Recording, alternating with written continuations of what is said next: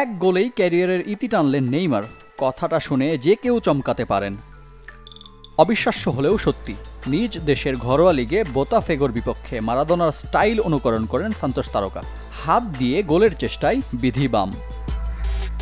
চোখ এড়ায়নি রেফারির, সঙ্গে সঙ্গে লাল কার্ড দেখান ব্রাজিল ফুটবলের পোস্টার বয়কে।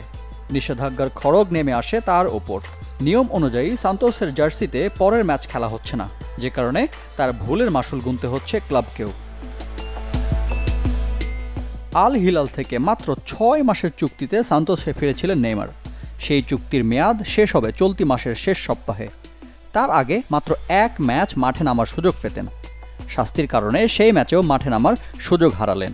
চুক্তি নবায়ন না করলে বোতাফেগোর বিপক্ষে ম্যাচটি হতে যাচ্ছে সান্তোস জার্সিতে তার শেষ ম্যাচ। নেইমারের এমন কাণ্ডে আলোচনায় দিয়াগো মারাদোনার নাম।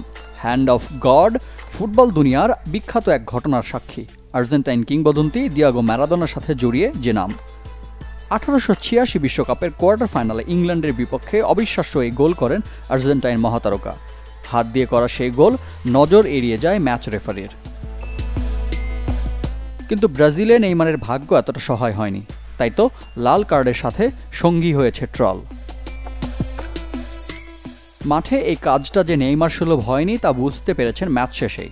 আমার ভুল হয়েছে, আমাকে ক্ষমা করবেন, সামাজিক যোগাযোগ মাধ্যমে এভাবেই অকপটে নিজের ভুল স্বীকার করেছেন ব্রাজিলিয়ান পোস্টার বয়।